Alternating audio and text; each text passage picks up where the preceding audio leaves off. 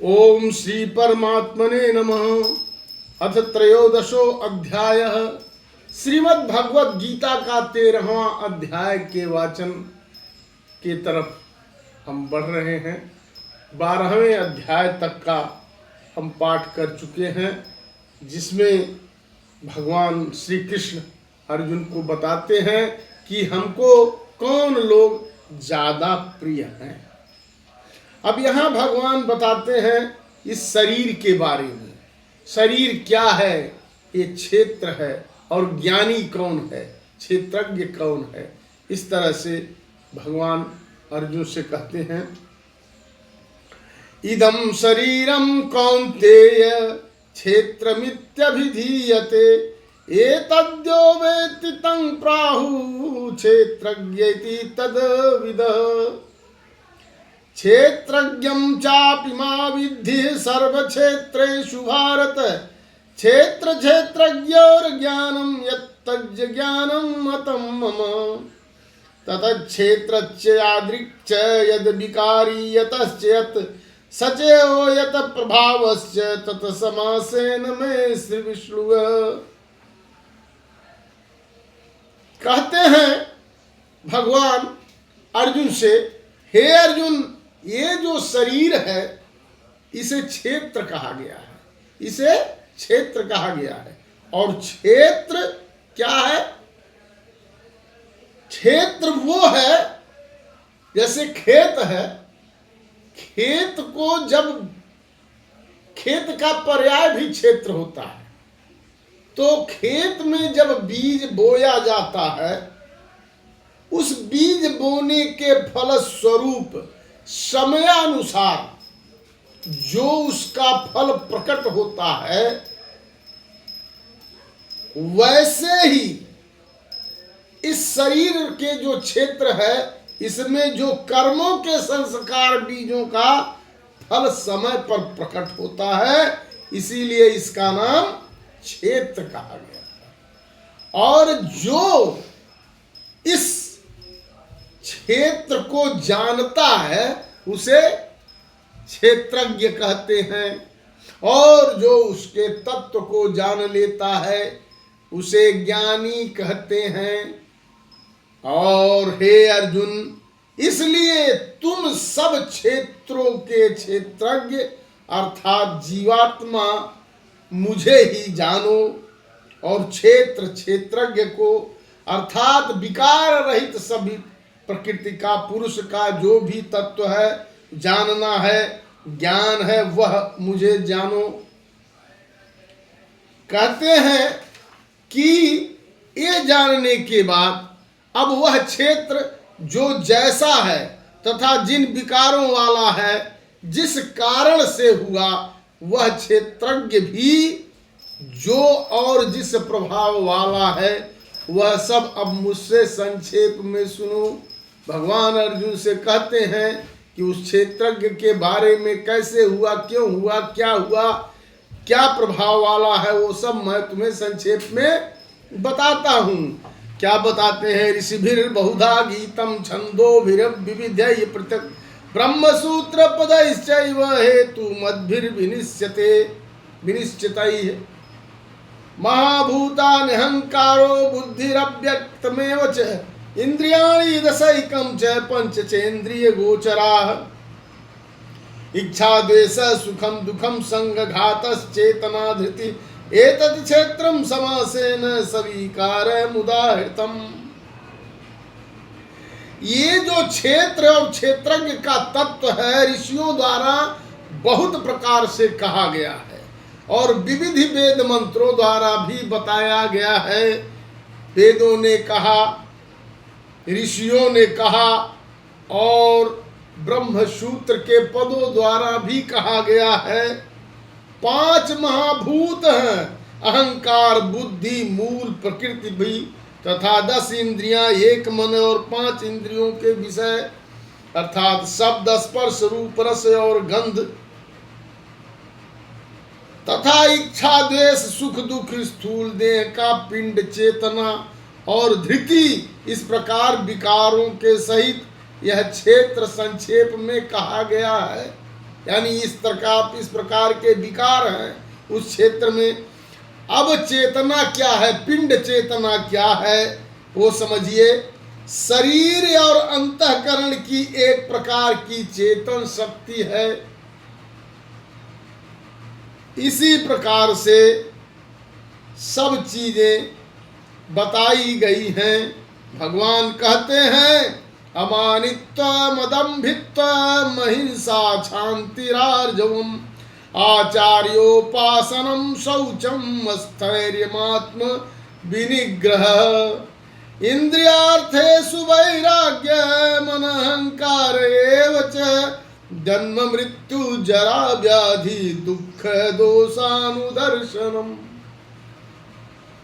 अर्थात जो श्रेष्ठता के अभिमान का अभाव है, यानी जिसको अपने श्रेष्ठ जानकार ज्यादा वरिष्ठतमता का अभिमान नहीं है, जिसे घमंड नहीं है, जो किसी प्राणी को सताता नहीं है, जिसके अंदर क्षमा भाव है, मन वाणी आदि की सरलता है, सबसे शुद्धता से अच्छे से बोलता है, व्यवहार करता है और श्रद्धा भक्ति सहित गुरु की सेवा करता है।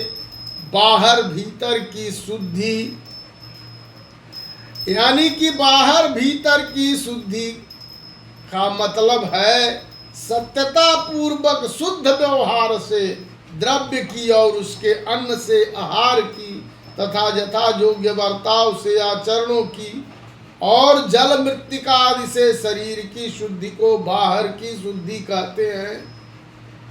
तथा राग द्वेष और कपट आदि विकारों का नाश होकर अंतःकरण का स्वच्छ हो जाना भी भीतर की शुद्धि कही जाती है।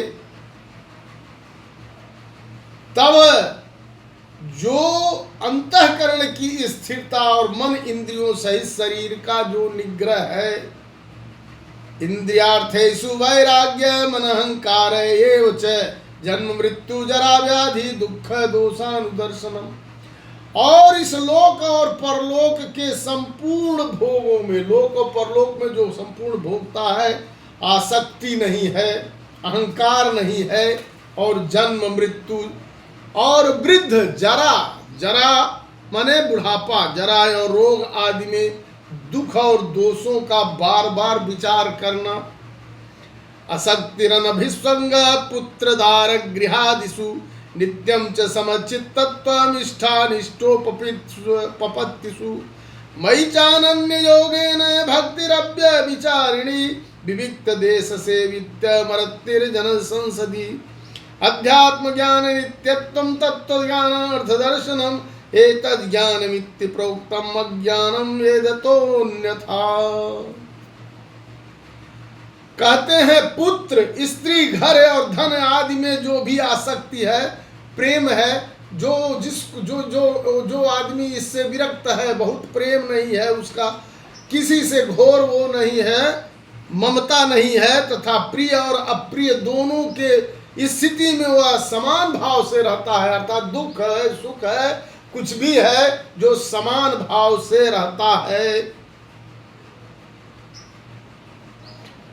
वह मुझ परमेश्वर में अनन्य योग के द्वारा अभ्यभिचारिणी भक्ति तथा एकांत और शुद्ध देश में रहने का स्वभाव, विषयों से विषयासक्त मनुष्यों के समुदाय में प्रेम का न होना, अर्थ रूप और अध्यात्म ज्ञान में नित्य स्थिति और तत्व ज्ञान के अर्थ रूप परमात्मा को ही देखना, यह सब ज्ञान है।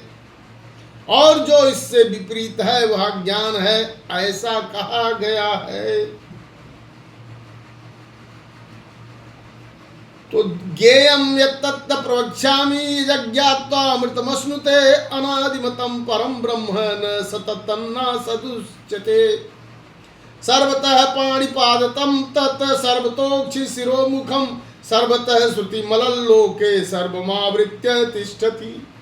जो जानने योग्य है तथा जिसको जानकर मनुष्य परमानंद को प्राप्त होता है, उसको भली भांति कहूँगा वह अनादि वाला पर ब्रह्म न सत ही कहा जाता है न असत ही। वह सब और हाथ पैर वाला, सब और नेत्र और मुख वाला तथा सब और कान वाला है, क्योंकि वह संसार में सबको व्याप्त करके स्थित है। सर्वेन्द्रिय गुणाभासम सर्वेन्द्रिय विवरितम असक्तम सर्वभृचत चैव निर्गुणम गुण भोकृत च बहिरन्तश्च भूतानाम अचरम चरमेव च सूक्ष्मत्वात् तद्विज्ञेन दूरस्थ चान्तिके च तत्। वह संपूर्ण इंद्रियों के विषयों को जानने वाला है, परंतु वास्तव में सब इंद्रियों से रहित है।